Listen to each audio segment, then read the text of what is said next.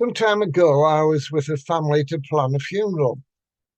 One family member wanted to be involved, so I suggested that they read Psalm 23. I received a message later asking if I could suggest something else, as that psalm was too frightening. I'd always thought of Psalm 23 as offering comfort, but I assume reading about the valley of the shadow of death created problems for them. Today, the Gospel passage speaks about Jesus as the Good Shepherd. The idea of God or Jesus as a shepherd is one that I've known and most of us have since earliest days. The strange thing is that I wasn't brought up in an area where there were sheep. I'd never seen a sheep or a shepherd at work. Jesus talked about shepherds and sheep because he lived in a place where shepherds were common. People would see them passing through their villages and towns with flocks of sheep on a daily basis.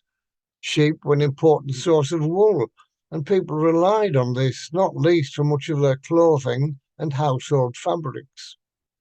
I think that when we read Psalm 23, we often link it to this picture of Jesus as the Good Shepherd. We imagine everything in the psalm as illustrating the care of Jesus for us. I like to reflect on the verse which says, "He restores my soul." It speaks of several things to me. First, it reminds me of the store cupboard used by my mother. In it, she would keep various foodstuffs, especially those that were not everyday items. Sometimes on a Sunday afternoon, she'd look out the window and see the arrival of an uncle and aunt who had come by motorcycle from across the town. Out would come a tin of salmon so that she could make sandwiches for tea, a special treat, and cut in triangles.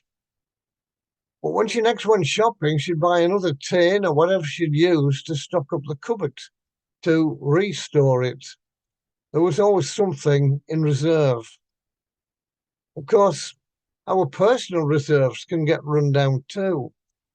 But it's not so easy to recognise that. It's not like seeing empty space in the cupboard, but the day-to-day stress of life can become demanding. There's a great awareness at present about mental stress, which can be more debilitating than a physical problem. I believe that if we bring our concerns to Jesus in prayer, his grace is sufficient for us. He restores our soul. Secondly, it reminds me of the work of an art restorer.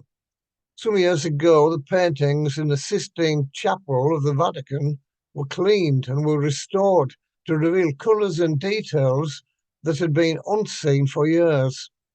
Such people are so skilled that they can even reveal a painting that's been hidden beneath another of less importance. We may need restoring too, especially if life has been unfortunate, if we've made wrong choices, if early hopes have been squashed.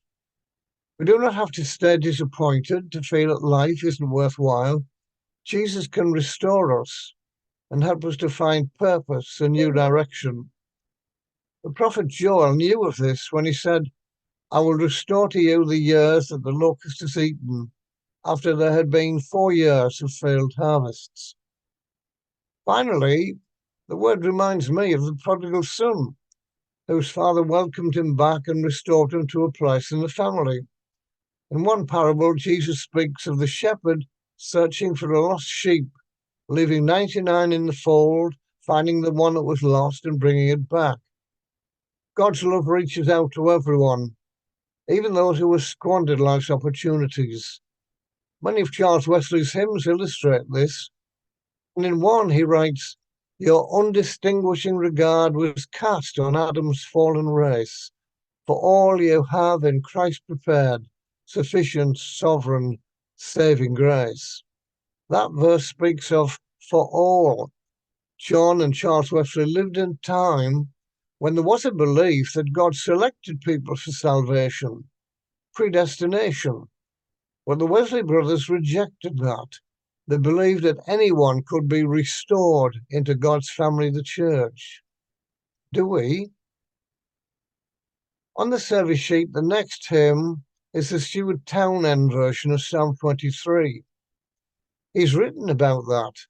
The psalm is familiar to many as a psalm of comfort in, for example, funeral services. But I also noticed that the psalm uses a lot of movement imagery, walking, leading, following, etc., that speaks to me of an active response of faith to what the psalm is saying. We are to live each day believing goodness and mercy are following us, that there are still waters and green pastures to be found. That's why I included a response in the chorus of I will trust. And I read Stuart's chorus, and I will trust in you alone, for your endless mercy follows me. Your goodness will lead me home. I hope that you have this same trust that Christ, the Good Shepherd, is caring for you. God bless.